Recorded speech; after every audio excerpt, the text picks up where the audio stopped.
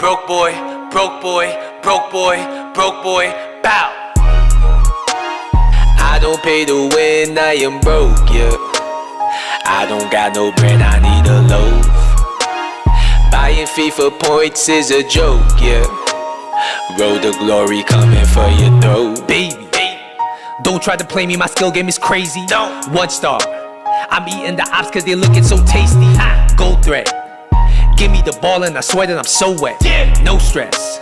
I'm hitting the lead, you ain't stopping my progress. Bow. What is cracking, YouTube? It is your boy 1 star a week for the you and I watching another episode of the Broke Boy Road to Glory. And here we are, back in the same place we've been for the last 3 weekends, chasing the blue, playing the weekend league and everything like that. And I opened a bunch of packs today. I did a bunch of SBCs, and unfortunately we did not hit it big. We have not packed a blue Bundesliga team of the season yet, but we did pack a man of the match, Laporte. So I guess I'll take it. It is what it is. We move, and let me show you guys the transfer list. By the way, it seems like every single team of the season so far has been better than the Prem team of the season. They normally do the opposite, so it's kind of weird to see Prem having like the worst promo out of the 3, but I guess we're gonna see where it goes with the rest of the leagues. As you guys see here, I have sold Ederson for 100k. I bought him for 95, so we essentially broke even. These other guys had to sell to clear house to make coins because we've made a bunch of new changes to our team because it's the end of FIFA, right? So what's the point in playing the same old players and playing the same old formations? We've completely revamped the team. We have made a bunch of new signings. As you guys know, we packed Benzema yesterday. Great card. If you want me to review him, let me know in the comment section down below. I just wasn't sure if you guys were still interested in something like that. But if you do, I have a lot to say about this card.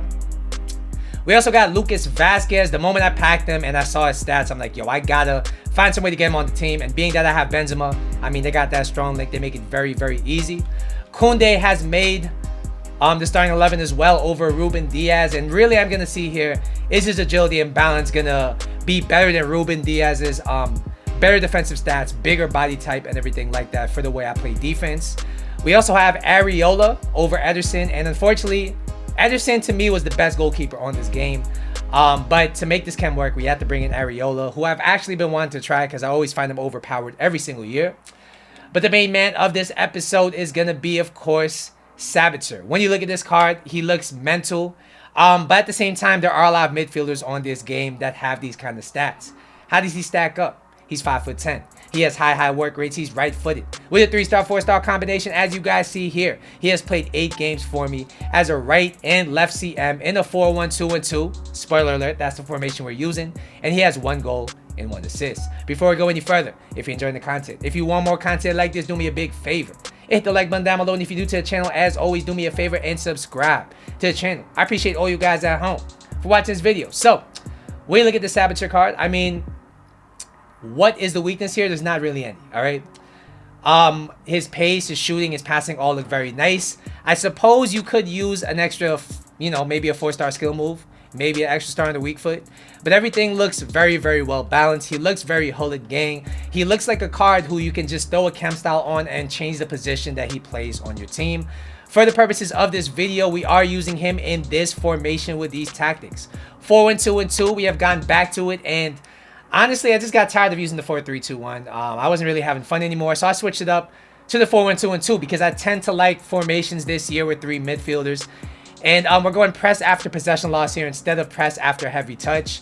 I think that this is more predictable because you know your team's going to press for 7 seconds no matter what. Whereas with press after heavy touch, I found that my players were always out of position when I wasn't expecting. Of course, we're playing 7 depth because I do not park the bus. And we're still on long ball with 5 width and 7 players into the box. So this is how it lines up in game. We got Mbappe and Benzema up top. Lucas Vasquez is playing Cam. Sabitzer and De Jong are our wide CMs. And our middle CM, of course, is going to be Philip Lahm. The back line is going to be Luca Dean, Maldini, Koundé, and Alexander-Arnold. And really, I have these positions changing a lot. All right. At halftime, what I do is I bring Mbappe to Cam. I end up bringing Sabitzer to the left mid position, left center mid, bring De Jong here.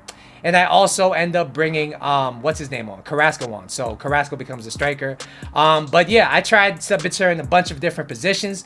We're going to talk about what his best position is. We're going to talk about how he is overall. Let's jump into the gameplay. I'm going to let you guys know how my weekend league is going. And I'm going to let you guys know, is this Sabiter worth it? Let's go. Yes. So according to Footbin, this Sabiter is going to be costing you 180K on the PS4 market. Is he worth it? Honestly, out of these similar-ish looking CM, CDM, cam type players on this game that have dropped during team of the season, he's one of my favorite ones. I really enjoy what he brings to the team. We're going to talk about starting with his 89 pace, and honestly, it was very nice to have that pace in the midfield, to be able to track up and down the pitch, to really fulfill those high rolls at a high level. His sprint speed at 92 is very nice for a midfielder. His 85 acceleration is also very nice as well. Overall, after giving this guy's pace a 9 out of 10, to play the position you want him to play, he does a great job at it. Next, we'll talk about shooting, and if you want an attacking CM, or maybe a cam, or just a midfielder in general that ends up in the box, you're really going to notice his 93 attack positioning. It's very good. He makes dangerous runs, late runs, early runs, all kinds of runs to keep your opposition off balance. His 99 shot power really tested the keeper every time I shot, and when he was in a good position, he generally had a very dangerous shot. Overall, this guy's shooting is a 9 out of 10. If you need a midfielder to overlap, score you some goals, or just keep the opposition honest, this Sabiter is going to be able to do that very well. Next, we'll talk about his passing, and honestly, I really enjoyed it. It makes him a very well-rounded card. He was able to really execute all kinds of passes with his 90 long passing, his 94 short passing, and his 94 vision. And that really allows him to play different roles. He could play the cam position. He could play CM. He could even be a deep line playmaker and secondary CDM and everything like that. The weight of his passes were always perfect, and he always found my players no matter what kind of pass I was making. Overall, this guy's passing is a 9 out of 10. It's really what you want out of a midfielder, and he doesn't let your build-up play down at all. Next, we'll talk about the dribbling, and this is the part of the card that surprised me, all right? When I saw the stats, 84 agility and 90 balance are very good stats for a midfielder, but they're by no means elite. But in game, I'm not sure if it's his body type, just a mix of all the stats together, but he feels very responsive on the ball. Just this left stick dribbling alone was able to get me into positions to open up plays for other players, or just to score some goals in general. And his L1 and R1 dribbling was very nice, and I think that's really due to the fact that he has the 92 ball control and the 89 dribbling. His 97 reactions really ensured that he got on second chances very often, and really was a good thing to have in the midfield. Overall, this guy's dribbling is, once again, a 9 out of 10. Finally, we will be talking about his defending and physical contributions, and this is another part of the card that surprised me. Because when you look at the stats, they're solid. Okay, 84 defending, 89 physical.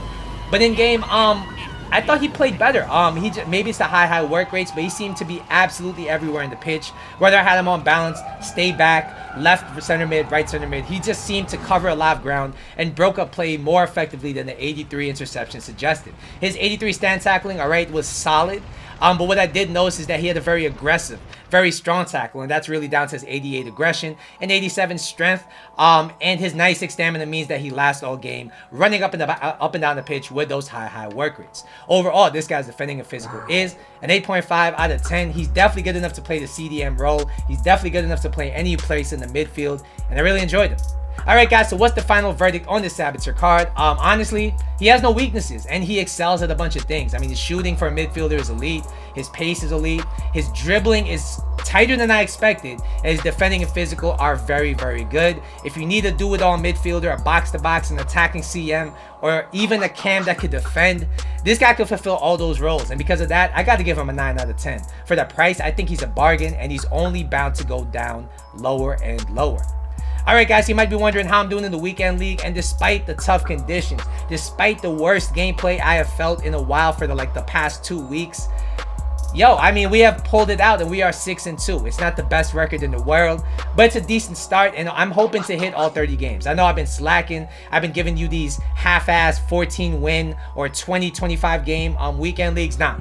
This weekend, we're trying to hit all 30 games, maybe hit Gold 1. I'm really a big fan of the Bundesliga team of the season so far, so maybe we could pack that French center back. I don't know. Let me know in the comment section down below how your weekend league has went so far. Have you tried any of these Bundesliga players? Once again, don't forget to like and subscribe. I will see you in the next episode, but until then,